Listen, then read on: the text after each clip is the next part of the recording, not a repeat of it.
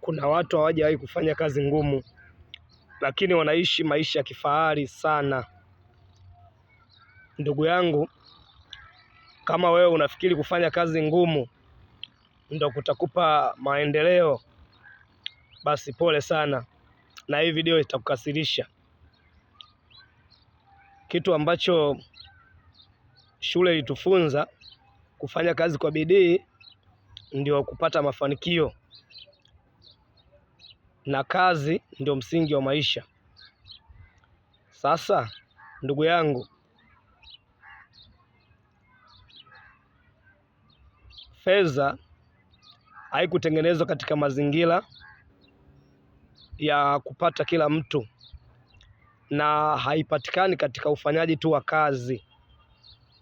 Wanaopata pesa nyingi ni watu wanaomiliki mfumo, sio wanaofanya kazi. Ni watu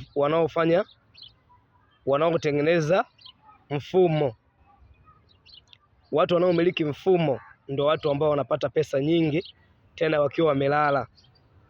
Watu wenye biashara ambazo haziwahitaji wao waende ndio wapate pesa. Watu wenye mashamba ambayo hayawahitaji wao waende shambani ndipo wapate pesa. Watu wenye viwanda ambao haiwahitaji wao waingie kazini kiwandani ndipo wapate pesa. Ni watu ambao wanamiliki mfumo, na mfumo ndio unaoleta pesa, sio wao kufanya kazi ngumu. Ukitega mfumo mzuri, pesa itakufuata yenyewe ukiwa umelala, itakuja hata usipoitaka itakuja, kwa sababu ni kama maji yaliokuwa mlimani. Ukiyatengenezea mfereji, ni lazima yatakuja mpaka eneo unalolitaka. Hata pesa ndio hivyo hivyo. Shuleni tulifundishwa ukikosea una akili, haitakiwi kufanya makosa. Lakini kwenye uhalisia wa maisha, makosa ndio mwalimu mzuri zaidi kuliko, na makosa ambayo umeyakosea wewe mwenyewe ndio mwalimu mzuri kwako kuliko kitu kingine, kwa sababu tayari utakuwa una uzoefu. Makosa hayapo kwa ajili ya kukuonesha kuwa una akili au una akili. Hayapo kwa sababu ya kukuonesha kuwa wewe ni mjinga au wewe mwelevu.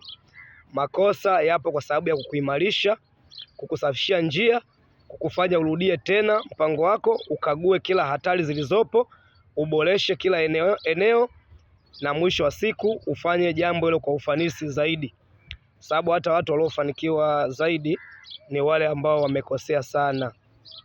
Kwa hiyo haiendi kama mfumo tuliofundishwa shuleni, kuwa ukikosea una akili, kuogopa kukosea. Hapana, kosea mara nyingi zaidi ndio utajifunza mara nyingi zaidi, na ndio utaboresha zaidi.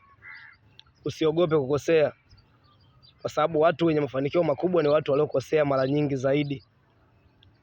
Kwa ndugu yangu, hilo ndio unatakiwa kulijua. Tengeneza mfumo utakao kuletea pesa. Usitengeneze mazingira ya wewe kuwa mfanyakazi hodari, mfanyakazi imara.